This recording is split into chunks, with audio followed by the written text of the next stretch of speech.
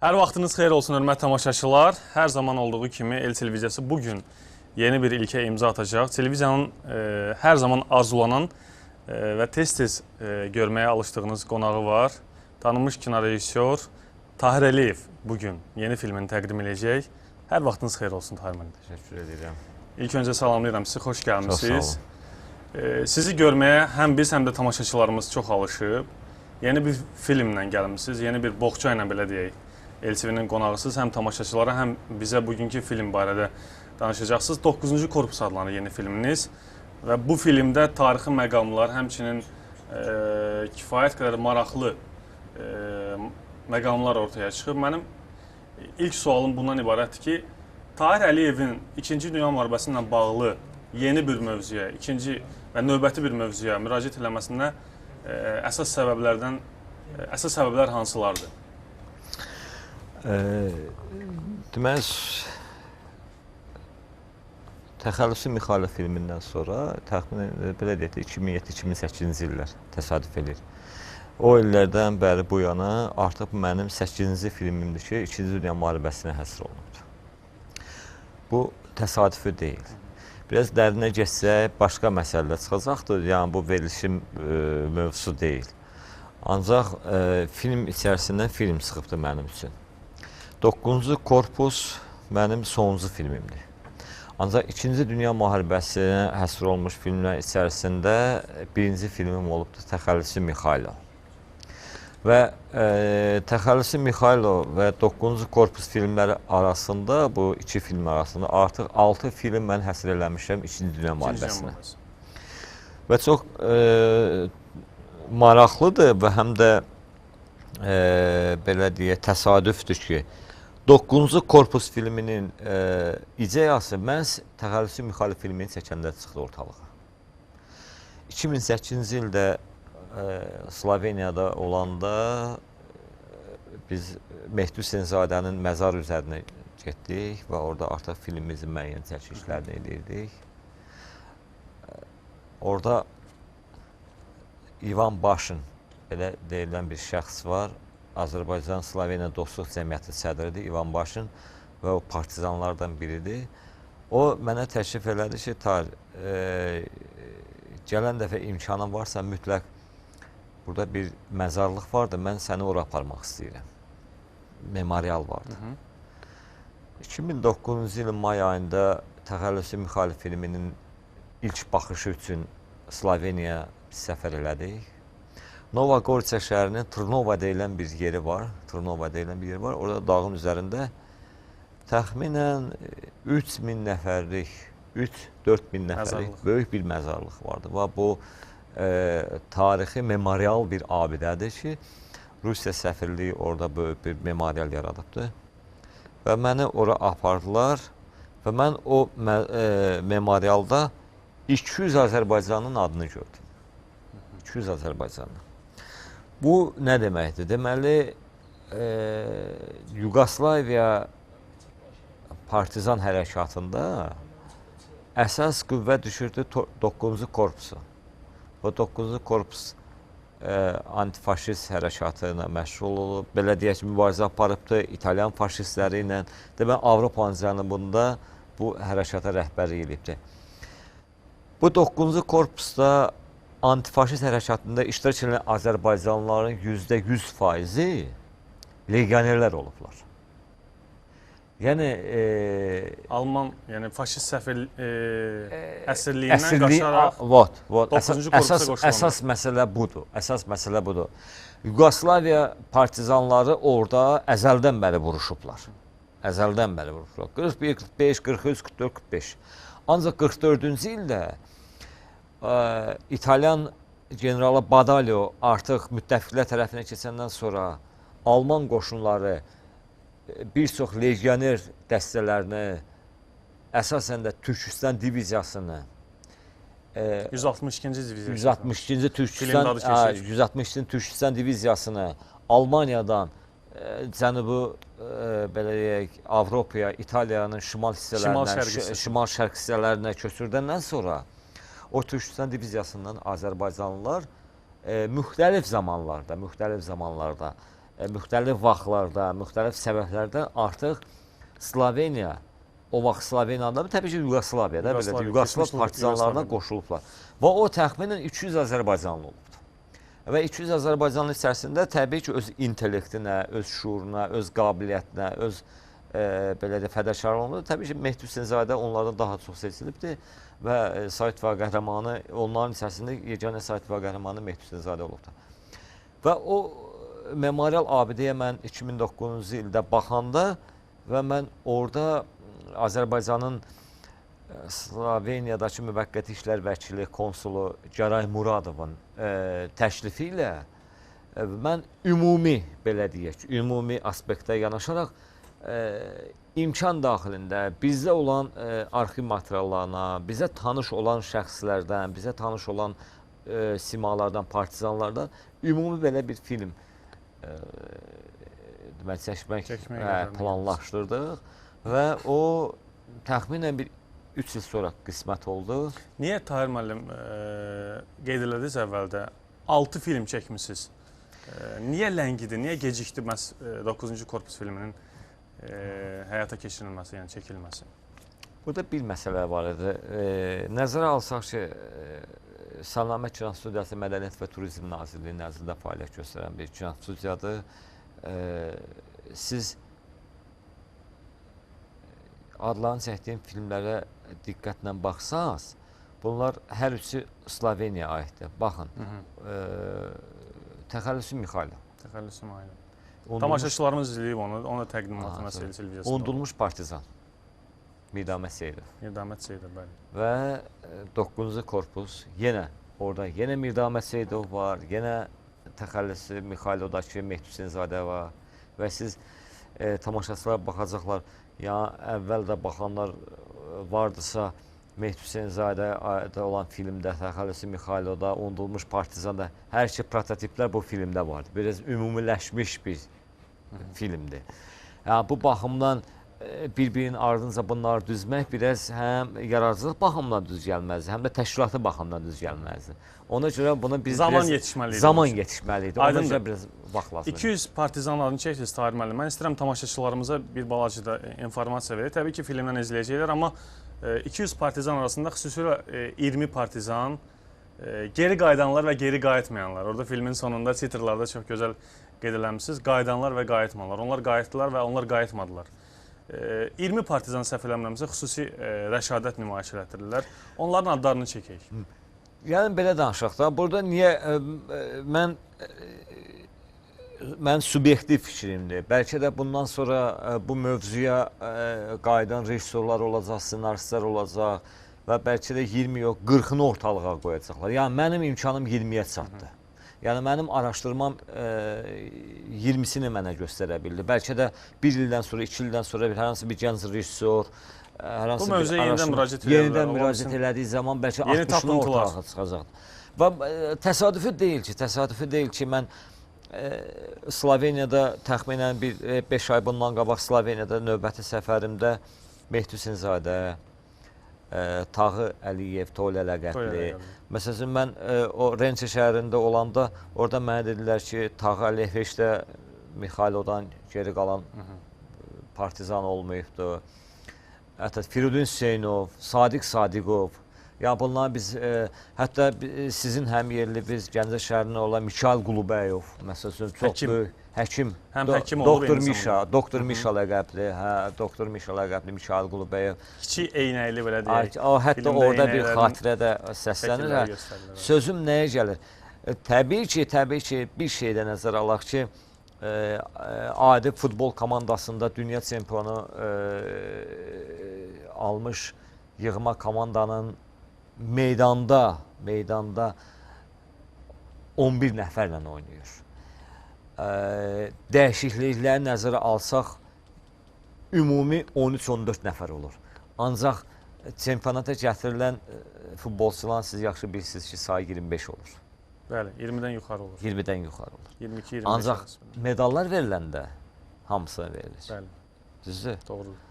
Ancaq qızıl top bir nəfərə verilir. Bir nəfərə verilir. Qızıl əlcək bir nəfərə verilir. Doğrudur, tamamilə doğrudur. Yəni bu baxımdan təbii ki, fədakarlığı ilə, nüfuzu ilə belə deyək ki, öz xüsusi intellekt qabiliyyəti ilə seçilən insanlar olubdur ki, və təbii ki, o ümumi baxımdan biz 20-sini, 25-ini tapa bildik. Yenə deyirəm, mən inanıram ki, yaxın vaxtlar üçündə kimsə bu mövzuya qayıdar. Bədii mövzuda, sənətli mövzuda, televiziya proyekti mövzusunda söhbət ondan getmir. Bəlkə də 30-un, 40-ın, 50-sini tapacaqdır. Yəni bizim gücümüz buna çatdı və biz bunu bəxş eləyə bildik. Tamamilə doğrudur, razılaşıram sizdən. Tamaşaçılarımız da izləyir bizi və yəqin ki, tamaşaçıların da böyük bir qismi xüsusən də o dövrü, yaş imkanları, belə deyək, Sovet hakimiyyəti illərində müxtəlif filmləri, bədii və yaxud da sənədli filmləri izləyən tamaşaçılar xüsusilə qeyd edirlər ki, düşünürlər ki, nəyə görə, bax, hər hansı bir filmlərdən və yaxud da hər hansı bir araşdırmalarda xüsusi insanların adı çəkilir, amma məsələn, Cavad həkimi siz böyük bir tapıntı eləmişsiniz. O döyüşçünün adı Azərbaycan tamaşaçısına və ümumiyyətlə Azərbaycan cəmiyyətinə çox az tanışdı. Amma onun fədakarlığı, onun döyüşlərdə göstərdiyi xidmət və fəaliyyəti, partizan kimi çox böyük fəaliyyəti və çox böyük döyüş yolu keçib. Nəyə görə indiyənə kimi Azərbaycan məsələn tarixçiləri bu mövzuya daha az müraciət edirlər? Mən rejissorları və kinematografiyanı bir kənara qoyuram. Sizcə bunun səbəbi nədir? Anladım, çox gözəl sualdır da bir şey deyim sizə. Cavad həkimdir. Azərbaycanlılardan ibarət Ruska Çetna batalyonunun komandiri olub. Bəli, filmdə qeyd olunub o. Hətta Mehdi Hüseynzadə həsr olunmuş Uzaq Sahillərdə filmində hətta Cavad həkimli bir rol da alıbdır. Xatırlayınsa və tamaşaçılar da bəlkə də xatırlayır. O filmdə, Uzaq Sahillərdə filmdə belə bir kadr var. Anjelika, Veselin və Mikhailo durublar və bir seyrək saçlı, bir sarışın bir kişi girir içəri və vəsiqələri paylayır. Və o Cavad həkimlidir. Obrazda olan, məhz Cavad həkimlinin özü aktör kimi oynayıb orada. Maraqlıdır. Maraqlıdır. Və mütləq gələcək verilişlərində... Siz filmdə, əslində üzr istəyirəm Tahir müəllim, Uzaq Sahillərdə bədii filmindən istifadə eləmişsiniz. Kadrlar ola bilsin, mənə tanış gəldi, ola bilsin. Bu sənədli filmdə 9-cu korpusda istifadə olunub, yoxsa yox? Yox. Amma kadrlar çox bənzədir. Yox, bənzir ona görə ki, belə deyək də, filmin bədii yükü, dramaturgiyası, həmin dövrə, həmin mövzuya yaxın olduğunu hiss edirsiniz. Yox, orada istifadə olunmayıbdır. O ki, qalır Cavad həkimli məsələsi. Cavad həkimli Azərbaycandan müharibəyə gedibdir. Qərbi Azərbaycanla indiki Ermənistan arasından deməli müharibəyə gedibdir və 42-ci ildə əsir düşübdür. 42-ci ildə əsir düşübdür və Cavad həkimli Azərbaycanlı legionerlər içərisində səviyyəsinə, savadına və belə deyək, hərbi biliyinə görə hamıdan seçilibdir. Və mən hətta deyim ki, sizə, hərbi düşüncəsinə görə, hərbi taktikasına görə Mehdi Hüseynzadənin 10 qat yuxarıda durubdur. O Mehdi Hüseynzadənin komandiri olubdur. Bəli. Və onu təyin edib qrup rəhbəri orada. Mehdi Hüseynzadənin apardığı bütün əməliyyatların təşkilatçısı Cavad həkimli olubdur. Cavad həkimli niyə ortalığa çıxmayıbdır? Çünki Cavad həkimli legion olubdur. Və nəzərə alsaq ki, Böyük Vətən müharibəsi bitdikdən sonra, Sovetlərə qayıdandan sonra Cavad həkimli artıq həbs olunubdur. Tək Cavad həkimli yox, bütün legionerlər. Yəni qayıdandan sonra hamısı həbs olunubdur. Və bu baxımdan Cavad həkimlinin biraz ortalığa çıxma və 70-ci illərin sonlarında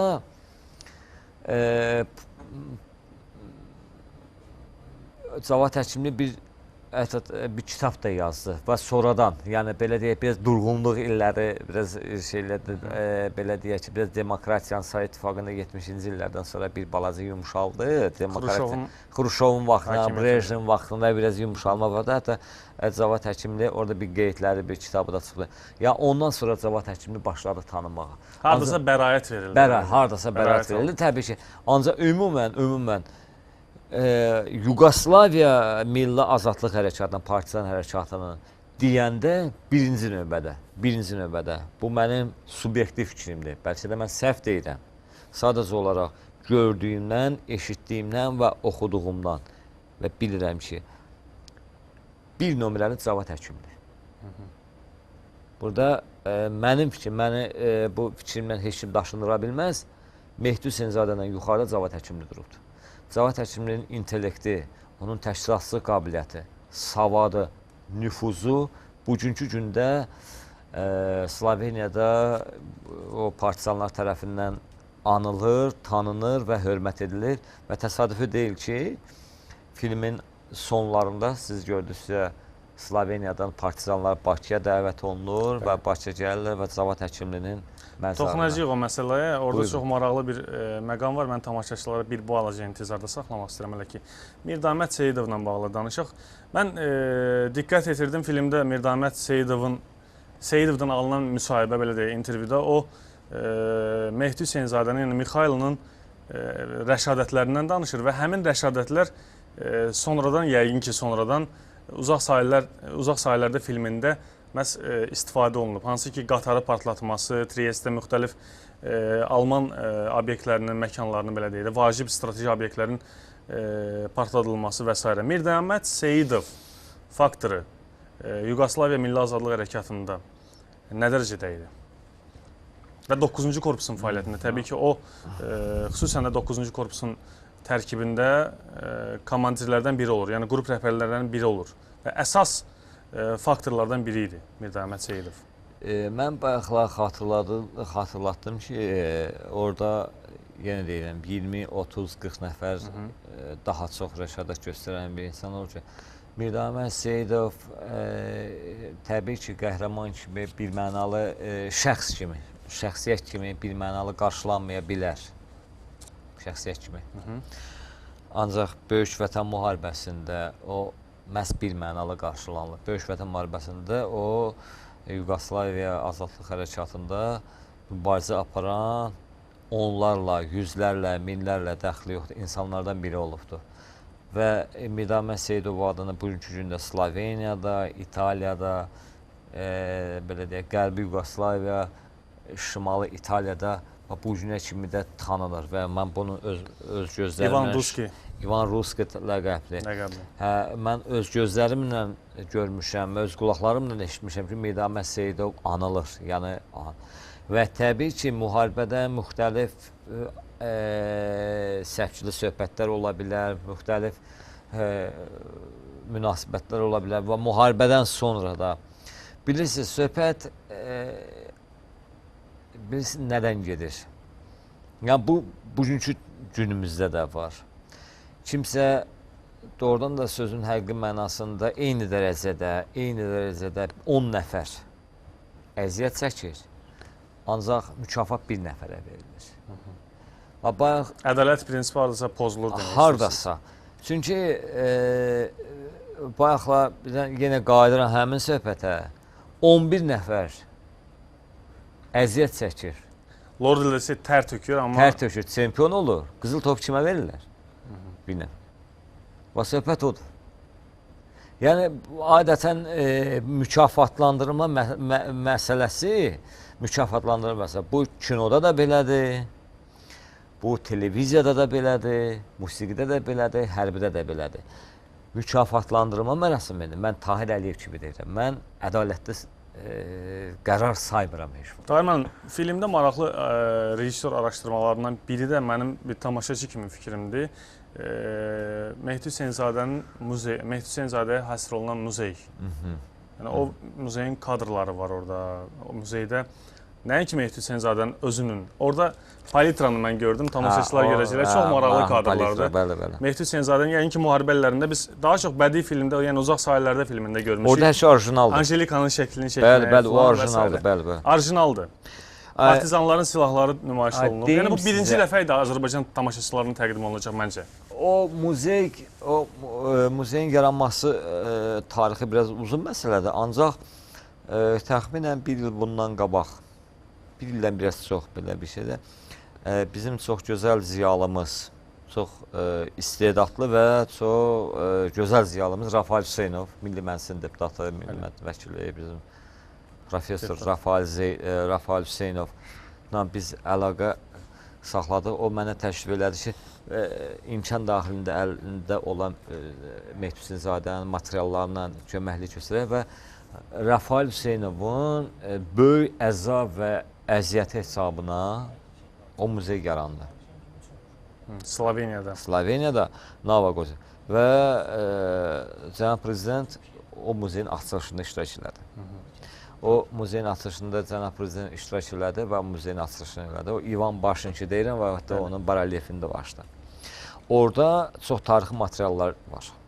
Təbii ki, Bakıdan aparan xeyli materiallar var orada. Rafael müəllimin böyük əzab, əziyyət hesabına ora aparılan materiallar vardır. Biz də dost kimi, vətəndaş kimi müəyyən mənada köməklik göstərdik müəyyən materialların verilməsində. Və orada siz tamaşaçılar filmlər fikir versək, 9-cu korpusun orijinal bayrağı var orada. Orijinal bayrağı var. Qırmızı, al üzərində. Bəli, bəli. Sonra orada avtomatlar, pistoletlər, polisiya, bunlar hamısı məhz Mehdi. Və təbii ki, bizim üçün böyük fəxrdir və biz onu qismət oldu, biz ilk dəfə olaraq filmə saldıq. O təbii epizod kimi televiziyalarda getmişdi o öz yerində. Ya ilk dəfə məhz 9-cu korpus filmində, yəni tarih filmində izləyəcəksiniz tamaşaçılar. Ən maraqlı məqam və mən istəyirəm bu mövzu ilə, bu məsələ ilə film söhbətimizi yekunlaşdırır və tamaşaçılar nəhayət ki, bu filmi izləsinlər. Məncə bu filmdə ən gözəl tapıntı və sizin bir rejissor kimi ən maraqlı və tutarlı nöqtə, ruslar demiş, İziminka məhz Cavad həkimliyi ilə bağlı intervyu. Mən tamaşaçıların nəzərini bu məqamı çatdırmaq istəyirəm ki, sonda filmin titrları yazılanda xüsusi diqqət yetirsinlər. 3 partizan Sloveniyadan Azərbaycana gətirilir və doğma Bakımızı gəzirlər həmin partizanlar. Cavad həkimliyi ilə görüş alınmır. Təəssüf ki, alınmır. Niyə alınmır Tahir müəllim? Bilirsiniz, bir deyim sizə, təbii ki, dünya fanidir. O, kimsə, mən tam əminliklə deyirəm, Cavad həkimliyi öz qiymətini almadı. Sözün həqiqi mənasında öz qiymətini almadı. Söhbət ondan getmir ki, Cavad həkimliyi Avropa tanıyır, 5 nəfər tanıyır, 10 nəfər tanıyır, söhbət ondan getmir. Yəni, biz yaxşı bilirik ki, Azərbaycan hərb tarixçilər yaxşı bilir və partizanlar yaxşı bilir ki, və legionerlər yaxşı bilir ki, Cavad həkimliyi sözün həqiqi mənasında əsl vətəndaş olubdur. Mən tam əminliklə deyirəm ki, hətta Cavad həkimliyə heykəl qoyulmalıdır. Çox təəssüflər olsun ki, yaş imkan vermədi, sağlamlıq imkan vermədi, o dünyasını dəyişdi və mən çox sevinərdim ki, Cavad həkimliyini bir Sloveniyaya yetər ki, bilmirəm, orada belə bir şey var, ya sən tez getdin, ya biz gec qaldıq. İndi mən bilmirəm, mən Tahir Əliyev kinoya gec gəldim, ya sən tez getdin, ya bilmirəm, mən tez gəldim, sən gec getdin, mən bilmirəm. Qismət olardı ki, mənim indi tutaq ki, məsələn deyək, 40 yaşım yox, 50 yaşım olardı. Mən bir kinoya 10 il qabaq gələrdim və qismət olardı sənin sağlığında imkan verərdi ki, mən bu filmi çəkərdim və sənin Sloveniyada dostlarımı necə ki, bura gətirdim və səni də mən aparardım Sloveniyaya. Amma sizin uğurunuz odur ki, siz o müsahibəni alanda, yəni Tahir Əliyev müsahibəni canlı şəkildə Cavad həkimdən alır. Amma filmin sonunda təəssüf ki, biz Cavad həkimlə partizan yoldaşlarının qovuşmasını mənim böyük məzarlıqda görürük. Yenə deyirəm, bu filmdə mənim rejissor işimi qoyuruq bir tərəfə, ideyamı qoyuruq bir tərəfə. Bunlar hamısı boş şeylərdir. Mən özüm üçün yox, bunlar hamısı boş şeylərdir. Bunu kimsə hamı da çəkə bilər. Problem yoxdur. Yoldan keçən də çəkə bilər. Problem deyil. Əsas odur ki, mən ən çox sevindiyim nədir? Mən Mehdi Hüseynzadənin, Cavad həkimliyinin, cəbhə yoldaşlarını Sloveniyadan Azərbaycana gətirdim. Ən böyük uğurunuz mənim üçün yetər. Əslində mənim sualım olacaqdı bununla bağlı ki, bu filmin sonunda Tahir Əliyev üçün ən böyük uğur nə hesab olunur? Siz artıq cavab verdiniz. Hə, mənim ən böyük uğur uğur o partizanların, yəni onun döyüş yoldaşlarının, silahdaşlarının Azərbaycana gətirilməsi idi. Və son sualım olacaq sizə, Tahir müəllim. Filmin titrlarında sonda qeyd edilirsiniz ki, onlar qayıtdılar və onlar qayıtmadılar. Sizcə qayıdanlar, qayıtmayanlar necə xatırlayırlar? Mən tam əminliklə deyirəm sizə, o belə deyək. Yox, başqa bir şey deyəcəm sizə. Siz fikir verdinizsə, orada qayıdanlar qayıtmayanlardan az idi. Bəli, təbii ki, qayıdanlar az idi. Əgər mən Tahir Əliyev olaraq qayıdanların sırasında olsaydım, ya yaşım imkan versəydi orada olsaydım, mən arzulayardım ki, qayıtmayanların sırasında olum.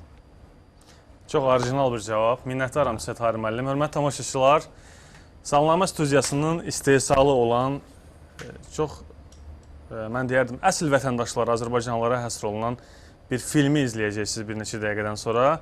Studiyamızın qonağı, mən xatırlatmaq istəyirəm ki, tanınmış kino rejissoru, artıq televiziyamızın dostu Tahir Əliyev idi. Minnətdaram Tahir müəllim sizə və tamaşaçılar izləyir 9-cu korpus filmini.